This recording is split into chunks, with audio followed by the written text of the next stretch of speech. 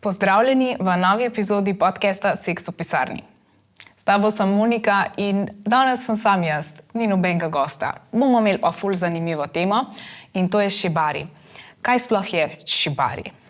Šibari je tradicionalna japonska umetnost vezanja z vrvjo. In njegova zgodovina, dajmo si malo pogledati. Šibari izvira iz fevdalne Japonske, upam, da sem prav povedala, in sicer iz vojaške tehnike zavezovanja, ki so jo uporabljali samuraji za omejevanje zapornikov. Ta vojaška tehnika se je imenovala oziroma se imenuje hojujitsu. No, in te tehnike vezanja vrvi in teh zapornikov je bila res so bile take zelo natančne, zelo striktne, mislim, vsak vozel imel nek svoj pomen in tako. Tekom let se je pa potem to razvilo v neko tako umetnost, ki je v bistvu veliko umetnikov jo začelo vključevati v svojo umetnost, v svoje performance in potem se je tako tudi razvilo, mislim, da potem, ko so jo začeli dajati to v neke revije za odrasle, kot nek del BDSM sveta, spolnih praks in tako dalje. Ampak ja, pionir, ki je pa prevzel to tehniko vezanja v svojo umetnost, je bil pa Seiju Ito. On je to vključeval v svoje skulpture in v svoje slike. Tako da srčno upam, da pravilno izgovarjam ta japonska imena. V glavnem, Seiju Ito je bil res neka ključna osebnost pri oblikovanju hojujitsuja oziroma potem naprej šibarija in kimbakuja v umetnost. Njegova dela so združila nekako elemente erotične umetnosti, pa ta tradicionalni del, se pravi to tradicionalno vezanje. To je potem, on je nekako vplival tudi pol na številne umetnike, ki so se kasneje pojavljali. V 1950-ih, 60-ih letih se je pa kimbaku začel pojavljati tudi v japonskih revijah za odrasle, kar sem že prej omenila, in to je pač tudi potem prepomoglo k širši prepoznavnosti te tehnike. Zdaj uporabljala sem dva različna izraza, šibari pa kimbaku. To sta v bistvu dva izraza, ki se uporabljata v kontekstu japonske umetnosti vezanja vrvi, ampak imata pa malo različne konotacije pa pomene. Zdaj, če si pogledamo striktno šibari, šibari dobesedno pomeni vezanje ali zavezovanje v japonščini. Njegov sodoben kontekst bolj se nanaša nekako na umetniško pa estetsko vezanje z vrvjo, poudarek je na vizualni lepoti pa simetriji vzorcev in lahko se sicer uporablja v različnih kontekstih, kot ne vem, fotografiranje, performansi, umetniške instalacije in druge pač oblike teh vizualnih umetnosti. Kimbaku, sama beseda po sebi pomeni tesno vezanje in ponavadi ima povezovanje kimbaku je pa bolj erotično, se pač neko erotično vezanje, zato se tudi nanaša na erotično prakso vezanja, poudarek je na senzualnosti, intimnosti, psihološke vezi med partnerjem oziroma med tem, ki veže in tem, ki je zvezan. In dostikrat se pa uporablja tudi v kontekstu z BDSM-jem. Vključuje elemente moči, podrejenosti, nadrejenosti, povezanosti med partnerjema in tako. Se pravi, glavna razlika med njima je, da šibari je bolj umetniški, kimbaku je pa bolj erotični. Ampak sta oba dva izraza nekako del te tradicije vezanja vrvi in se razvijali tekom teh desetletij. Tako da ja, lahko gremo naprej, ker jaz imam tle malo plonkca, da ne bom česa pozabila. Tako da upam, da vas to ne moti. Če bi se radi lotili šibarija ali pa kimbakuja, obstajajo pač neke osnove, ki jih je prej treba obvladati, tehnike, predvsem je pa pomembna tudi priprava in varnost. Tako da, če čisto logično pomislimo, kaj sploh rabimo tle, ja. Špago oziroma vrv, če se lepše slovnično izrazim. kakšno vrv bi uporabili, zakaj bi takšno vrv uporabili. Najbolj tradicionalna mislim, da je bila vrv iz jute in jo pač kar še najbolj priporočajo ti pravi artisti.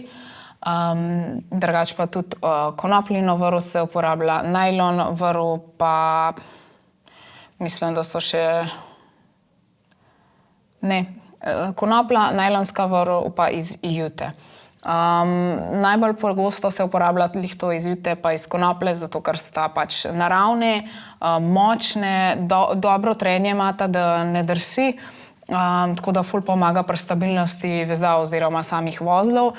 Medtem ko sintetična vrv, tako kot je najlon, je ful fajn za pranje, ampak je zaradi tega tudi veliko bolj gladka in je malo manj primerna, odvisen kaj delaš, ne? Ampak načeloma je manj primerna za to tehniko vezanja. Te vrvi ponavadi ne morejo biti glih kratke, razen če se pač mečkaj igraš, pa delaš kakšne te manjše vezave, samo ne vem, v smislu BDSM-ja, da delaš to estetsko vezanje zapesti ali pa gležnjev. Se pravi, lahko si predstavljamo, da ti vozli porabijo kar nekaj vrvi, sploh glede na to, da je pač vse med sabo prepleten. Tako da neka klasična dolžina, s katero bi začeli, je tam med 7,5 pa 8 metrov ali pa kar 10, ponavadi pridejo v pakiranju po 10 metrov. Kakor sem pa rekla, različne vezave zahtevajo različne dolžine, tako da če se res spraviš v to, je fajn, da pač imaš tudi potem različne dolžine. Kakšen je primer teh vrvi? Primer je med 6 in 8 milimetrov, s tanjšimi vrvmi lažje delaš kakšne bolj, vidim, da bi zostri roke, če jih dam od spredi, mogoče ne bi tega delala. Tanjše vrvi so bolj primerne za razne ne nežnejše vezave, ampak za kakšne mogoče bolj občutljive vezave. Debelejša vrv je pa primerna za večje in kompleksnejše vezave. Ni tudi fajn, da je ful tanka, zato ker preveč pač reže, Če gremo naprej, priprava vrvi. Zdaj za neko amatersko pa tako vezanje, ko se mi igramo malo doma, pa tako, to je čisto nekaj drugega, kakor to, kar počnejo pravi umetniki oziroma tisti, ki šibari oziroma kimbako res redno prakticirajo.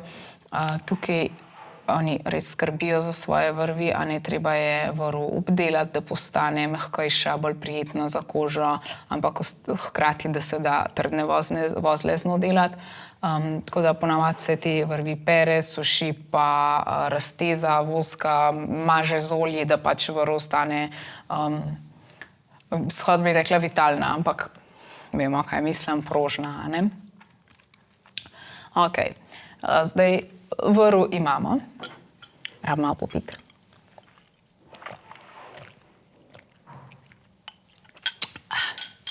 Čisto premalo za piti, glede na to, kako bom govorila. Okej. Se pravi, gremo naprej na tehniko. Kot pri vsaki stvari je najbolj pomembno, da imaš dobre temelje za to, da lahko gradiš naprej. In dobri temelji je neko osnovno znanje, osnovni vozli, ki se jih moraš naučiti. Dajmo si pogledati, kjer so najpogostejši in zakaj je kjer vozel uporaben. Tako, se pravi, single column tie.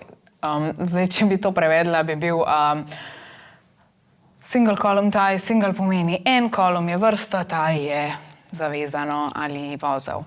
Se pravi, to je ena izmed osnovnih tehnik in je osnova za mnoge vezave naprej in zagotavlja tudi neko stabilno osnovo za vezanje okrog enega uda. Zdaj pa double column tie je pa, se pravi, double pomeni dvojno, ta se uporablja za vezanje dveh udov skupaj, ne vem, če bi dvojna zapestja ali pa gležnje, in dostikrat se uporablja tudi pri teh večjih konstrukcijah vezanja. Potem je pa še Lark's head knot. To je precej enostaven vozel, ki se pa pogosto uporablja za pritrditev vrvi na sidrišče. Zdaj, to te tri so nekako tako osnovne, poznamo pa tudi naprednejše tehnike, kako pridemo na te napredne tehnike, s tem, da pač dobro znaš osnove, a ne potem počasi napreduješ, tako kot pa vsem. Ampak, če si gremo pogledat, karada oziroma vezava telesa, to je tradicionalna oblika vezanja, ki pokriva celotno telo z vrvjo in ustvari neko tako estetsko, prijetne vzorce in simetrije. Začne se z osnovnim vozlom okrog trupa, nato pa se ovije okrog telesa v simetričnih vzorcih in s tem tudi poudarijo obliko telesa. Futomomo je vezava nog. Tukaj je tehnika, ki vključuje vezanje nog skupaj isto v estetske vzorce. Ta je posebej priljubljen zaradi svoje funkcionalnosti, in estetske vrednosti. Vključuje pa ovijanje nog v vzorcih, ki niso samo lepi, ampak tudi isto spet zagotavljajo stabilnost in udobje. Pač vedno, kadar vežeš, zadeve morajo biti stabilne, ampak hkrati morajo biti udobne. Mislim, udobje je zelo tako, pri šibarju oziroma kimbaku je udobje zelo, bom rekla, da je zelo subjektivno, lahko tudi kakšna stvar boli, seveda ne sme priti to v kakšno poškodbo, ampak ja, pa kakšne ekscesivne bolečine tudi ne sme biti, ali pa prekinitve obtoka krvi in tako se bomo to še vse obdelali. Zdaj, da veliko sem omenjala tudi simetrijo, vzorce, estetiko, kaj so tle v bistvu, to so v bistvu estetska načela, se pravi simetrija in uravnoteženost. Zakaj? Zato, ker ljudje smo narejeni tako, da stvari, ki so simetrične, so nam izredno prijetne za gledati, Tako da celoten šibari nekako, seveda so tudi neke te vezave nesimetrične, to je pač malo odvisno potem od umetnika, ampak načeloma nek temelj vezanja je tle temelji na simetriji, pa na vzorcih, neka harmonija se pojavlja, pač med vrvjo in telesom. In lih to je, da simetrija nam daje nek občutek harmonije. Kot sem že omenila, uravnoteženost pa je pomembna zaradi udobja pa stabilnosti tistega, ki je zvezan. In tudi napetost same vrvi je pomembna, da je dobro enakomerno razporejena. Kar se tiče samih vzorcev in teksture, ker ti pač s tem lahko ustvarjaš različne vzorce, različne teksture, uporablja se različne vozle, različne tehnike in z njimi se gradi ali enostavne ali pa kompleksnejše vzorce. Najbolj priljubljeni so vzorci kakšnih oblik diamantov, mrež pa spiral. Tekstura, tako da ja, kakor sem že rekla, lahko ustvarjamo pač posledično tudi različno teksturo, to pa pač dodaja, neko zanimivost, malo bolj pritegne oko, ali pa ne vem, če je to kot neka umetniška instalacija, načeloma se tega ne šlata, ampak je pa bolj zanimivo. Uporaba prostora. Zdaj, lahko se polni prostor, se pravi, da se z vrvjo tudi polni prostor, spet z uporabo različnih vzorcev, ki zapolnijo prostor na telesu. Ne sme biti preveč praznih mest, ker potem nekako zmanjša to vizualni učinek. Recimo, jaz sem opazila, da dosti ljudi uporablja vrvi za šibari oziroma kinbaku za take oprtnike si lahko narediš, ampak torej izgleda kot oprtnik, pač in čim ti dodajaš in dodajaš, potem pa že neko tako umetniško, estetsko obliko dobiš, kakor če imaš samo takole malo špago, pa takole malo špago, pač se lahko greste pogledati, boste videli, če vtipkate v Google, mogoče šibari, harness ali pa kaj, pač pa vam vrže več različnih teh verzij ven. Ne glede na to, da ne sme biti preveč praznih prostorov, vse nekaj jih mora biti, ker so pomembni, lih tako kot sama vezava, in s tem se lahko poudari določene dele telesa. In čisto tak banalen primer, vezanje okrog prsi, dostakrat se zasledi, sploh če je bolj tako erotično mišljeno, da se okrog prsi napne špaga, ne samo okrog prsi, pač tudi po, ne vem, trebuhu, pa hrbtu, pa tle čez rame, ampak prsi so v tem praznem prostoru in pač ven skočijo in ta prazen prostor v bistvu z njimi poudarimo. Barva in kontrast vrvi. Z samo barvo vrvi se lahko zelo igramo. Jaz spremljam enega umetnika, ki ga bom tudi potem omenila in je še zmeraj aktiven, ima tudi Instagram profil in tako. Tudi z barvo se lahko doda estetsko vrednost. Recimo pri njemu sem opazila, da je imel neko vezavo nekega modela in ona je bila noter zvezana in polovica nje je bila z rdečo, polovica nje je bila z modro in tudi to, kaj je šlo potem v zadje, v neko tako mrežo, je bila pač cela polovica tako rdeča tudi na njej in njeno odzadje in cela polovica modra in tako pač res je dobro, pa obelo odzadje, tako res je dobro delovalo vse skupaj. Za kontrast tle lahko tudi ali barvni kontrast ali pa kontrast svetlobe in senc, lahko tudi, sploh če je kakšna ta inštalacija ali pa da se pripravlja za fotografiranje, se lahko zelo dobro svetlobo igraš, ker se mečejo sence in tako s pomočjo vzorcev in tekstur in spet nastane nekaj ful lepo estetskega. Tako da ful dobro se da eksperimentirati tudi z svetlobo. Zdaj tako, če gremo še naprej, ustvarjalnost pa umetniški izraz vezanja vrvi.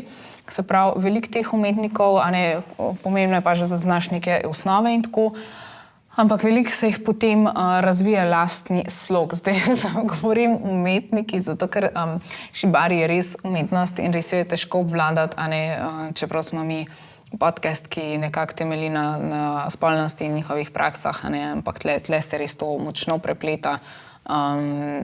Ampak da se je res eksperimentirati na varen način in z privolitvijo, s tem, da razvijaš nek individualni slog, ali pač delaš po inspiraciji, ali najdeš neke klasične tehnike vezanja vrvi, ki ti je pač tako res blizu in se najdeš pač v tem. Zdaj prej sem omenila konsenz oziroma privolitev. Šibari je definitivno ena taka praksa, kjer je stvar dogovora pred vezanjem izredno pomembna, ki so meje, lahko so tudi varne besede uporabljati, kot se klasično uporabljajo pri BDSM-ju. To je beseda, ki jo pač reče tisti, ki je zvezan, ki pomeni ustavi se, absolutno tega ne dovolim, dovolj je bilo. Tako da tle je pač res potrebna odprta komunikacija in natančen dogovor, kaj vse lahko, kaj ne. Zato, ker ti z šibarjem, in to bom še naprej povedala, s tem res odzameš neko svobodo, ti imaš roke zvezane, noge zvezane in tako. Tudi, če se gre za umetniško delo, še zmeraj lahko te zagrabi tebe kot model, lahko te zagrabi panika, lahko ti je neprijetno, lahko te boli, lahko pač ni primerno vezanje za tvoje telo in zato mora biti tudi tisti, ki veže vrv, zelo previden. Zaupanje je nujno potrebno in pa ni vsak tip vezanja primeren za vsak tip postave, ni primeren za vsako konstrukcijo telesa v smislu pač gibljivosti, ne samo velikosti. Tako da gremo naprej. Praksa in učenje. Tle je res tipično vaja dela mojstra in redna praksa je tle res pomembna in ključna za izboljšanje tehničnih spretnosti. Že tako, če se kakšna stvar piflamo, je fajn, če jo večkrat ponovimo. Vemo pa tudi, kako je z ročnimi spretnostmi in drugimi, ne vem, umetniškimi, kako bi rekla temu, ne vem, risanje, ali delaš skulpturo, ali kakorkoli, ročne spretnosti, umetniške spretnosti pač res zahtevajo redno prakso, zato da pač ti dobiš ta grif po domač povedan, tle v primeru tega za ravnanje s to vrvjo, da dobiš občutek, kako je zategniti, kje je zategniti, ne sam z vrvjo kot samo, ampak tudi telo, na tistem, kar delaš. Vseeno lahko nekako eksperimentiraš, seveda spet s to privolitvijo modela. Samo izobraževanje. Jaz sem naletela pri nas kar na par ovir tega, ne vem, bilo je nekaj delavnic. Če se motim, me prosim popravite, bom vesela priporočila od koga še, da še malo bolj poglobim svoje znanje o tem. Ampak načeloma, ja, v tujini vem, da imajo to precej razvit. V Italiji sem zasledila, da imajo ful priznane tečaje šibarija in tako. Tako da ja, zaenkrat jaz ostajam pri spletnih virih in lastni inspiraciji.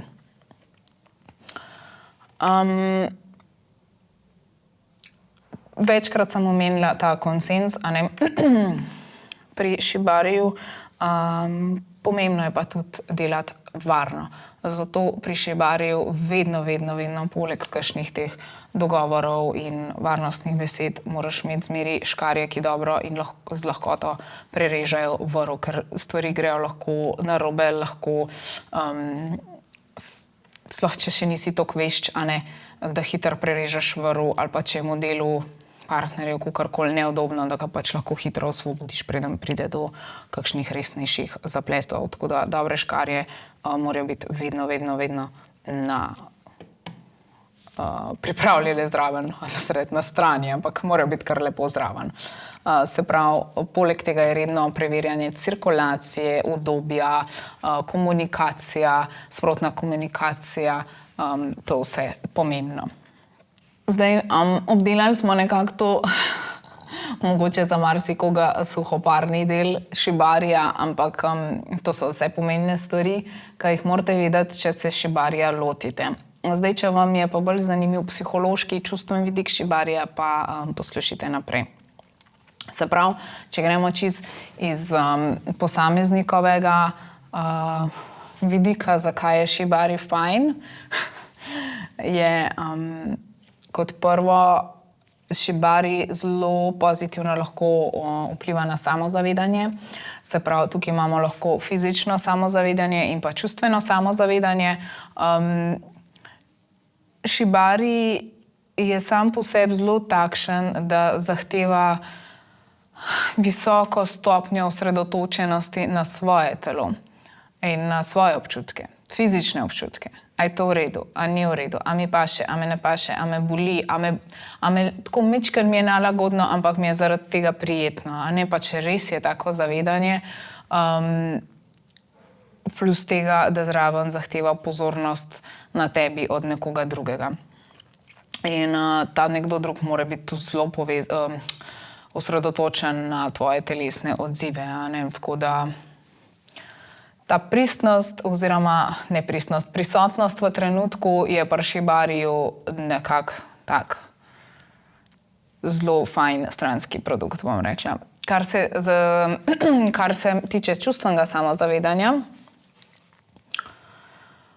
sam proces tega vezanja, ali si zvezan, ali pač vežeš, lahko v tebi zbudi res različna čustva, od sprostitve do meditacije, do ranljivosti, do popolno predaje. In te izkušnje v bistvu nekako pomagajo posameznikom, da boljš razumejo svoje čustvene odzive, svoje potrebe. Pač, recimo, a ti je v redu ta občutek, da si popolnoma predan, da si nekako v podrejeni situaciji in tako. Zdaj, če gremo naprej. Sem tako zavzdihnila, da mi je ful težko, ni mi. Malo mi je vroče, ampak ni mi težko. Res šibarij imam zelo rada, meni je zelo lepo in zelo rada delim z vami to. Krepitev samozavesti. Zakaj bi šibarij krepil samozavest? Ker z njim lahko premaguješ strahove,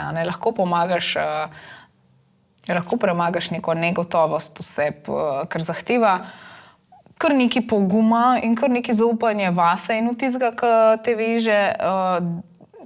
Tako da v bistvu to so neki občutki, ki jih šibarij iz tebe izzove in s pomočjo teh občutkov ti v bistvu naprej prideš do večje samozavesti. Potem zakaj še? Zaradi občutka dosežka, ne? Sploh učenje, da se ti učiš, a so za večino stvari, ki se jih učiš, velja. Se pravi, če se ti nekaj učiš in to potem tudi obvladaš, vsaj do neke mere, a ne, to ti prinese neko zadovoljstvo, neko pozitivno zadevo o sebi, pač pozitivno občutenje o sebi, da si nekaj dosegel, da zdaj nekaj obvladaš in znaš in tako. To je ta občutek dosežka, občutek ponosa in tako. Lahko tudi za unga, ki je vezan, mogoče si pač tega prej nisi upal, pa si zdaj upaš, pa ti je v bistvu ful fajn. Kot vsaka stvar, ima lahko tudi to pohvale, in te pozitivne izkušnje in spet to krepi samo spoštovanje in tako naprej. Shibari ni lahek. In če to obvladaš, pa še od nekoga dobiš pohvalo, pa tudi če je neka manjša stvar, pa ti reči, to je ful lepo, to je ful dobro, kako si dobro to naredil. Lahko bo kdo tudi kritiziral, ampak whatever. Itak je ful fino. Shibari je težek. Tako da, če znate karkoli od tega, če že veste, kaj to je, če se boste spravili v to, pa boste nekaj dosegali, ne vem, boste naredili tisto osnoven vozel, pa šli na naprednejšega, verjemite mi, da se boste zelo dobro počutili v sebi, ker je. Sploh ročna dela nam ljudem dajo veliko boljšo, kako bi rekla, ročne spretnosti ljudem, ko nekaj z rokami delaš in delaš to dobro, ali pa tudi, če se učiš in pač potem delaš to dobro, ne tako v prvo, pač svojim možganom to prinese ful večje zadovoljstvo, kakor pa nek drug tip izvajanja. Pač ta ročna dela so ful prijetna za naše možgane. Sem malo zašla, ampak nima veze. Zdaj tako. Če je shibari nekaj, kar počneš ti s svojim partnerjem v smislu, ne poslovnim partnerjem, ampak partnerjem v smislu moža, žene, ljubimca, ljubimke, kakorkoli pač, da imaš nek odnos s to osebo. Tle se ne gre samo za vizualno privlačnost, ampak tudi to zna biti tako zelo globoko, intimna praksa, izkušnja, ki lahko zelo močno poveže dve osebi, ne samo na neki fizični ravni, ampak tudi na čustveni in psihološki. Zdaj, dajmo si kar malo pogledati v te načine, kako lahko shibari te poveže s tvojo ljubljeno osebo. Kot prvo, zaupanje in spoštovanje. Večkrat sem že tekom podcasta omenila, da je shibariju zaupanje res ključno, ker oseba, ki je vezana oziroma oseba, ki je model, mora popolnoma zaupati tistmu, ki jo veže. Zaupati v smislu, da bo spoštoval meje, da bo poskrbel za varnost, da če bo šlo karkoli narobe, da bo primerno reagiral, ker ti, ko si zvezan, pač, če si zvezan tako, da nič ne moraš, pač res nič ne moraš. In zaupanje vemo, da je pač nek temelj za čustveno povezanost. Intenzivna komunikacija. To sem že rekla. Za varno izvajanje shibarija je pomembna komunikacija. Zdaj to ne pomeni, da nekaj tam lapaš brez veze, ampak da si res ti kot tisti, ki veže, preveriš na vsake toliko, a je vse ok, in tudi ti, ki si vezan, je tvoja dolžnost, da pač sproti poročiš in tudi odgovarjaš, kaj ti je ok, kaj ti ni. Ne biti kar tih, pa tako se bom potrpel, se verjetno mora biti tako. Ne, pač moraš povedati, če ti je neudobno. Se pravi, odprta komunikacija in povratna informacija. In to je spet pogovor, komunikacija, to je vse zbliževanje, ne pač izražanje skrbi in vse to nas bolj globoko poveže s partnerjem.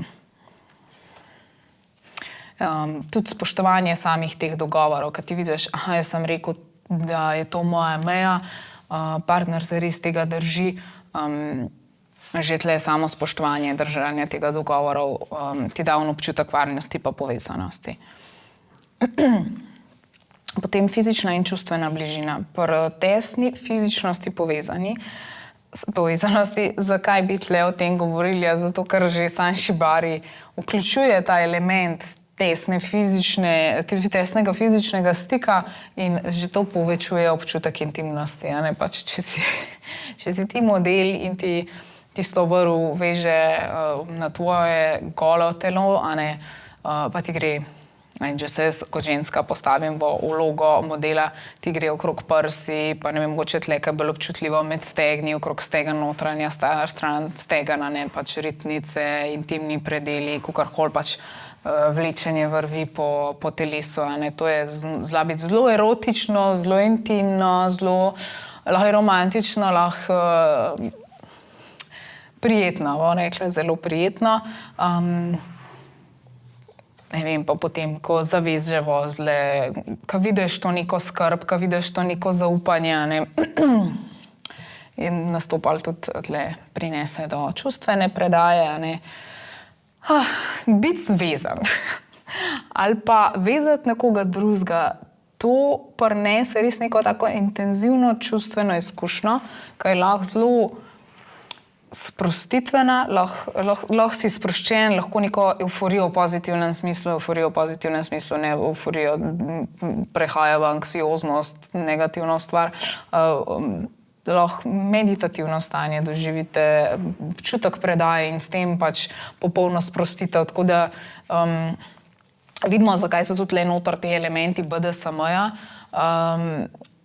V glavnem, lahko je zelo močna povezanost med partnerjem, zaradi prepleta vsega tega, se pravi, spet je nek nadzor, predaje, spoštovanje mej in tako, varnosti, in tle se lahko močno povežeš s svojim partnerjem. Potem mogoče, če gledamo to malo bolj kot nek skupen hobi, skupno preživljanje časa, skupni interes, lahko to smatramo kot neko skupno ustvarjalnost.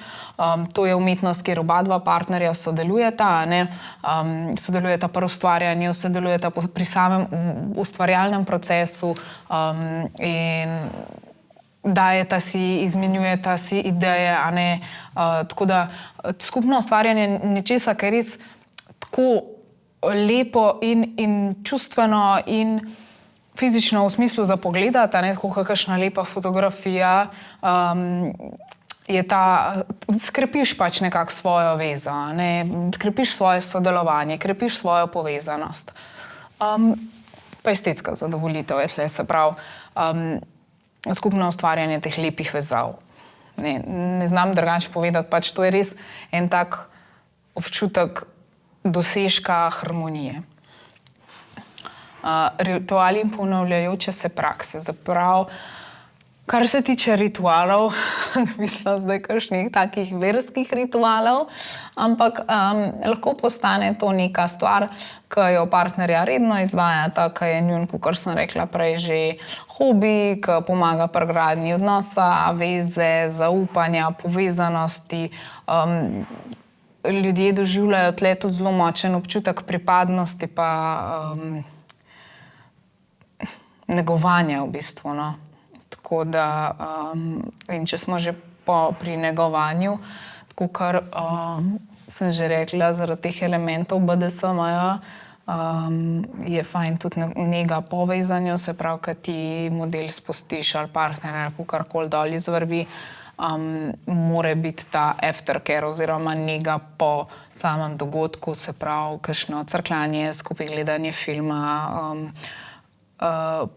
pogovor v smislu, ponavadi se skoraj pri vseh BDSM praksah aftercare odraža tudi tako, da kaj dominanten, se pravi, tle bi bil dominanten tisti, ki veže, vpraša, a je bilo vse okej, a sem bil pregrob, a je to, a je že to, kar je sproti lahko, je potem še, zato ker tisti, ki je podrejen, v tem primeru tisti, ki je vezan, s tem pomiri tega, ki je vezal, da je pač delal okej, da je pač res skrbel, da je spoštoval meje in tako. Za aftercare lahko imamo posebej kdaj tudi to temo, čeprav mislim, da smo že nekaj snemali, da je moja predhodnica že snemala, nisem prepričana. Aftercare je zelo pomemben, ker ni samo to, da se drugega pomirita, da je vse okej, ampak tudi, ko si ti v nekem takem stanju ne nujno meditacije, ampak v nekem takem euforičnem stanju ali meditativnem ali kakorkoli, ti rabaš nek lep prehod v vrnitev v realnost, bom rekla v narekovajih, da ni šok, zdaj pa tega konca, ok, to smo opravila, whatever, nadaljujemo življenjem. Ne, pač ti moraš imeti nek lep prehod, mogoče malo crkljanja, skupno banjo, lahko kakšno serijo pogledaš. Pač to je res taka nega po nekem dogodku. Lepo se počasi vrneš v svoje življenje, nadaljuješ življenjem, da ni unga preseka, ker to je lahko zelo naporen, če si imel ti neko tako prijetno ali pa drugačno čustveno, fizično izkušnjo, je to lahko zelo naporno. Tako da ja, to je to. Kakor sem rekla, Shibari ima ful nekih teh elementov, BDSM se lahko uporablja pač v smislu podrejenosti, nadrejenosti. Je zelo erotičen, sem že vmes opisala, zakaj. Zdaj pa lahko mogoče še malo pogledamo, kako se Shibari odraža v sodobni kulturi. Dva umetnika sta, ki bi jih omenila, in sicer ta prvi je, meni je ful žal, če vam narobe rekla ime, Nobuyoshi Araki in Haime, I want to say, ampak Kinoko. To sta dva umetnika, ta drug vem, da je še delujoč. To je taka, ima tudi Instagram še in ga jaz spremljam. V glavnem, ona dva sta zelo uporabljala Shibari v svojih delih. Lih zaradi tega, da s pomočjo tega se raziskuje tematika erotike, estetike in človeške čustvene povezanosti. Sploh Araki je znan po svojih fotografijah. Tle pač združuje spet te Shibari elemente z drugimi umetniškimi zvrstmi, kot je pač slikarstvo in kiparstvo. Njegova dela so raziskovala predvsem teme lepote pa erotike, pa človeško ranljivost. To mi je bilo zanimivo. Kinoko je sodoben umetnik, to je tak, ki ga jaz spremljam. On pa združuje v bistvu nekako te tradicionalne tehnike Shibari s sodobnimi performansi. Se pravi, mislim, da gre tle predvsem za razne inštalacije in podobno, ampak tudi z modelom. Tako da ja, jaz upam, da sem pa vzela vse. Meni osebno je Shibari res zelo zanimiv, zelo lep, zelo estetski, ful prijeten za gledati, zdi se mi zelo težek, ampak tako vreden svojega truda. Se mi zdi, da nekako, da je to ena izmed unih stvari, če si jo res želiš obvladati, da je fajn, da vložiš nekaj časa v to in probaš in da res lahko nekaj lepega ustvariš s tem znanjem. Tako da ja, upam, da sem tudi koga izmed vas navdušila za Shibari. Dajte mi sporočiti. Ful bi bila vesela vaših odgovorov oziroma neke interakcije z vami, ker današnji podcast sem sama in bi bilo ful fajn, če bi imela kakšen odziv. Upam, da sem vam lepo predstavila, da sem vas kaj navdušila, pa se vidimo in slišimo v naslednji epizodi. Pa!